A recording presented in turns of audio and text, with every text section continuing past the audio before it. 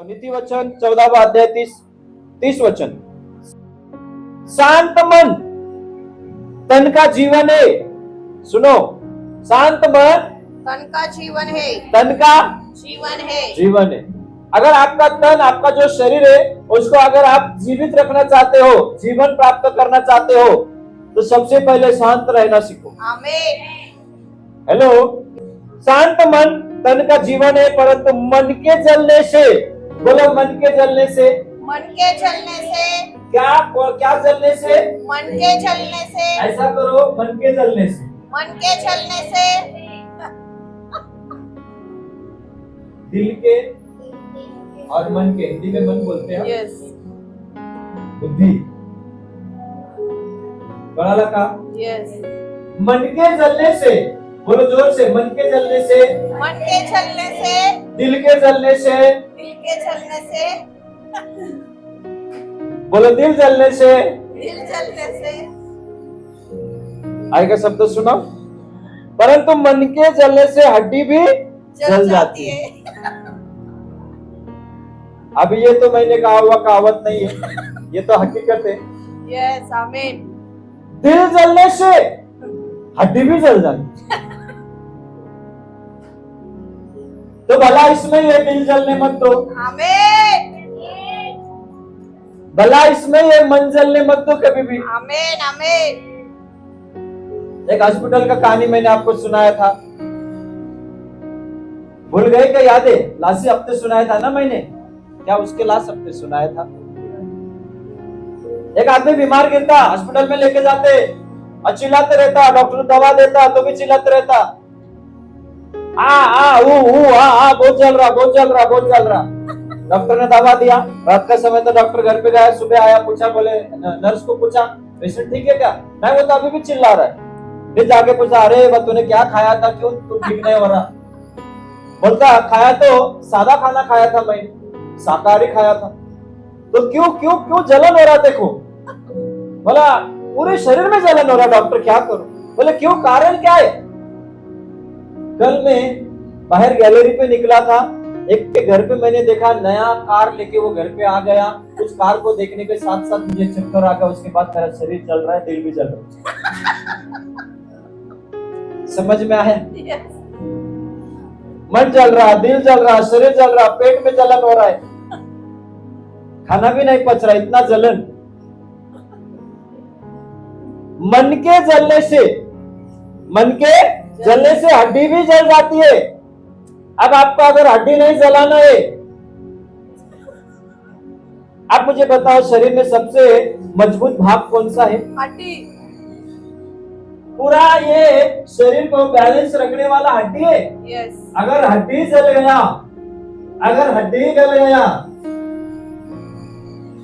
अगर हड्डी जल गया, गल गया, और क्या क्या हो गया पता नहीं, तो हम जिएंगे कैसे? यस।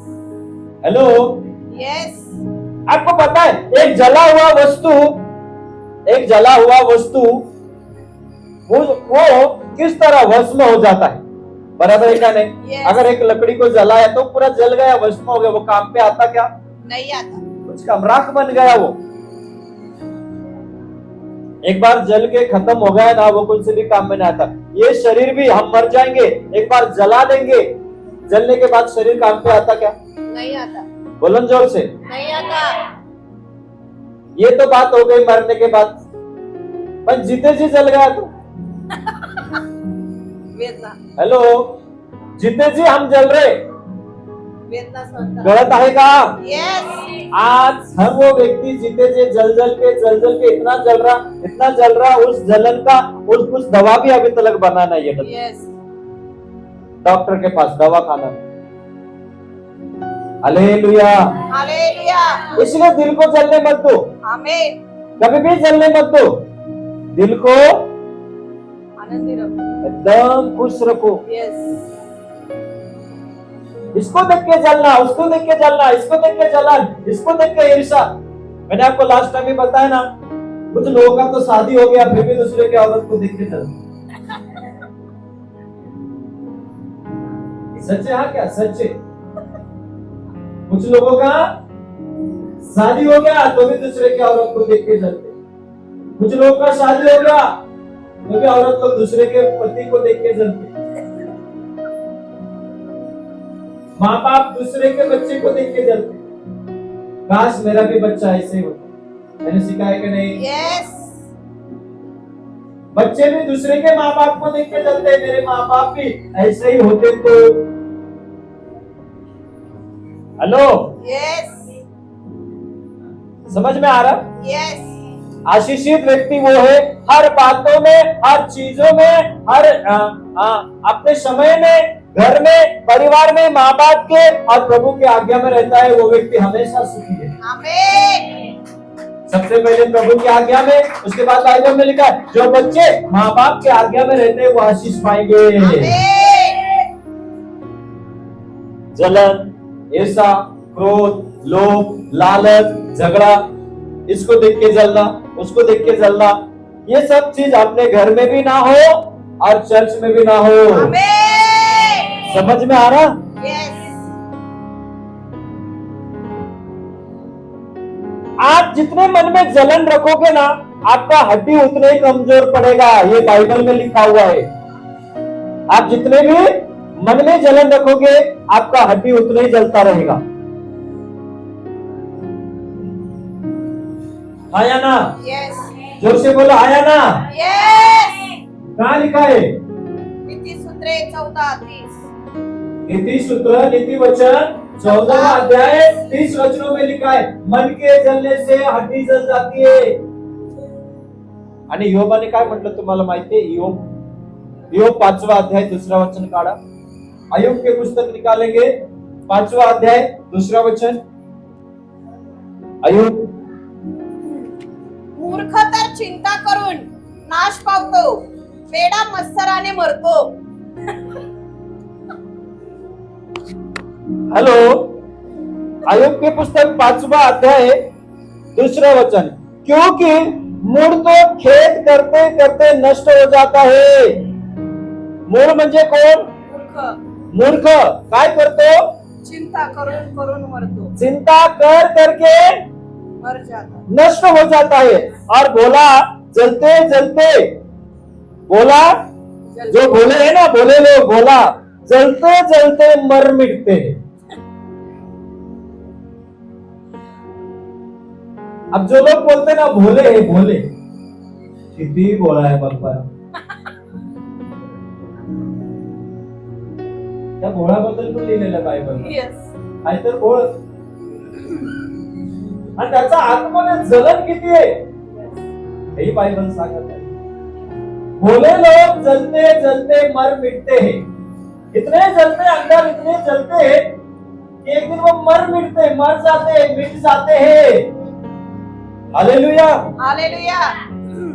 आप मुझे बताओ, उत्पत्ति में जब कैन ने हाबिल का घात किया, किसकी वजह से घात किया आपको पता है? जलन। Hallelujah, hallelujah. इंसान पे, मनुष्य पे पहली बार धरती में ऐसा घटा कि जलन की वजह से मर्डर हो गया। जलन की वजह से मर्डर हो गया, मर्डर हो गया। ये पहली घटना है। जलन की वजह से धरती पे जो पहला घात, जो पहला खून हुआ, जो पहला धरती पे लहू बहाया गया, मर्डर हो गया, जलन की वजह से हो गया। एक बार मूसा भी क्या कर रहा था प्रभु के पास जाके, प्रभु अगर इजरायली लोगों ने पूछा कि तुझे किसने भेजा है, समझ में आ रहा? अगर इजरायली लोगों ने पूछा कि मूसा तुझे किसने भेजा है, तो मैं क्या बताऊं प्रभु?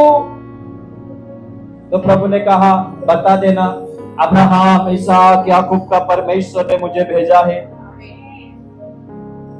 फिर मन में और एक प्रश्न, अगर उन्होंने पूछा उसका नाम क्या है, कितना विचार कर रहा था मूसा,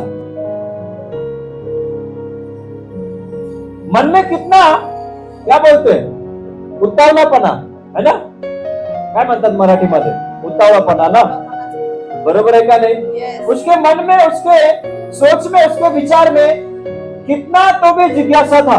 जिज्ञासा म्हणजे प्रश्न. कळलं का तुम्हाला? Yes. भला इसमें था कि प्रभु आज मैं तुझे जानता ही नहीं था, मैं भटक रहा था. मूसा के जीवन के बारे में बता रहा हूं. मूसा क्या कर रहा था? भटक रहा था. मूसा क्या हो गया? राजमहल से उसको निकाल के, वो निकल के कहां घूम रहा था? जंगल में. क्या कर रहा था? भेड़ बकरी चरा रहा था. और एक दिन परमेश्वर झाड़ी में से दर्शन देता है. Yes. Amen. दर्शन मिल गया ना, हजारों प्रश्न क्यों मन में रखते हो? Yes. Amen. मूसा को दर्शन मिल गया ना, Yes. हजारों प्रश्न क्यों मन में रखना? ठीक है, एक प्रश्न पूछ लिया, तुझे किसने भेजा है? अब्राहम, इसहाक, याकूब का प्रभु ने भेजा, बोल देना. इतना ही अगर जाके बोलता था तो भी परमेश्वर काम करने के लिए समर्थ था. Amen. पर क्या बोलता है बाद में फिर? अगर उन्होंने नाम पूछा तो, मतलब इसको ही पहले जानने की जरूरत है. समझ में आ रहा? उनका छोड़ो, इसके ही मन में उतावलापना समा गया था. आया ना? Yes. इसलिए मैं आज आपको कहना चाहता हूं, यीशु नाम मिलाना, सब कुछ मिल गया. समझ, Amen. सब कुछ मिल गया. अब प्रश्न पूछना बंद कर दो, Amen. प्रभु के पास बैठो, प्रार्थना करना शुरुआत Amen. करो. Amen. हालेलुया. Hallelujah. उपवास पकड़ना शुरू कर दो, चर्च में आना शुरू कर दो. हालेलुया. Hallelujah. इसलिए परमेश्वर ने भी नाम बताने में मना कर दिया. Yes. क्यों पता है? क्योंकि परमेश्वर जानता था ये मौसे और क्या क्या पूछने वाला. समझ में आ रहा का नहीं? Yes. और प्रभु ये भी जानता था, अरे तो एक के बाद एक प्रश्न पूछते रहेगा मौसे, तो साल लग जाएगा, मेरे लोग मर जाएंगे. तो एक के बाद तो बहुत बड़ा लिस्ट जमा कर देगा, बहुत बड़ा लिस्ट निकाल देगा, और तो पूछते बैठेगा, इसके बाद क्या, इसके बाद क्या, इसके बाद क्या होने वाला है? प्रभु तेरा नाम क्या है? और ये पूछने के बाद में शायद आगे ये भी पूछ सकता था, प्रभु तो कहां पे रहता है? ठीक है, प्रभु ने बता भी दिया, मैं स्वर्ग में रहता हूं. तो ये अगला प्रश्न शायद ये भी पूछ सकता था, प्रभु मुझे एक बार वो स्वर्ग भी दिखा देना, एक बार मुझे भी लेके चलना, फिर आने के बाद में मैं मिस्री लोगों को छुड़ाने के लिए जाऊंगा. इसलिए कहीं तो भी परमेश्वर ने भी नाम बताने में मना कर दिया. बोला मैं जो हूं सो हूं, जा. Amen. Amen. क्या बोले प्रभु ने? मैं जो हूँ सो हूँ. मैं जो हूं सो हूं. अरे तेरे को नाम बता के तो क्या करेगा? हालेलुया. Hallelujah. इसलिए प्रभु को पता था आगे कितना बड़ा लिस्ट रखने वाला है. उसके लिए एक ही शब्द में परमेश्वर ने समाप्त कर दिया, अरे मैं जो हूं सो हूं, तू चला जा, जाके छुड़ा उन लोगों को. डरना मत, घबराना मत, मैं तेरे साथ हूं ना. Amen. बस हो गया, निकल जा. Amen. आज वही शब्द परमेश्वर आपसे पूछ रहा है, या आपसे कह रहा है, अरे हजारों प्रश्न पूछ के बैठने से भला यही है कि तुझे मैं मिल गया ना. Amen. बस हो गया. Yes. और जब मैं मिल गया ना, तो जो पास्टर बता रहे ना, वो भी सुन के सुधर जा. Amen. आया ना? Yes. परमेश्वर बोलता है, कोई तो सुनने वाले चाहिए. Amen. परमेश्वर डायरेक्ट आके आपके कान में बात नहीं करेगा. परमेश्वर हमेशा वचनों के द्वारा बात करता है. Amen. जो लोग बोलते ना, नहीं मुझसे प्रभु ही आके बात करना चाहिए, मेरे कान में बोलना चाहिए, कान में, तो ही मैं सुधरूंगा, तो ही मैं विश्वास रखूंगा, तो ही मैं चर्च में आऊंगा. तो ये सब बात आज के बाद बंद कर दो. परमेश्वर सपनों के द्वारा बात करता है. परमेश्वर वचनों के द्वारा 100 में 100% परमेश्वर वचनों के द्वारा ही बात करता है. Yes. Amen. और जो वचन सुनता है, वचनों के अनुसार चलता है, वो आशीष पाता है। आमेन। हाँ, नीति वचन 14वां अध्याय 30। शांत मन धन का जीवन है। जो चाहते हैं ना, तन में, मेरे शरीर में जीवन आना चाहिए, जीवन चाहिए, भला होना चाहिए, मैं चंगा रहना चाहता हूं, तो मैं आपसे कहता हूं कि ज्यादा बोलना छोड़ दो, शांत बैठो। जब परमेश्वर मूसा के लिए लड़ने वाला था, तो परमेश्वर ने क्या कहा? शांत। बोलो ना जरा जोर से। शांत। मूसा, ये जो समुद्र है ना, लाल समुद्र, इसको दो भाग करने के लिए मैं हूं, तू केवल शांत हो जा, खड़े रहे और आंखों देखे मेरे हाथों का चमत्कार देखे। आमेन। कुछ लोग तो इतना बड़बड़ करते हैं, इतना बड़बड़ करते हैं, इतना कुड़कुड़ाते हैं ना, आपका कान पक जाते हैं। बाइबल में लिखा है ना, योग्य शब्द बोलो। यस।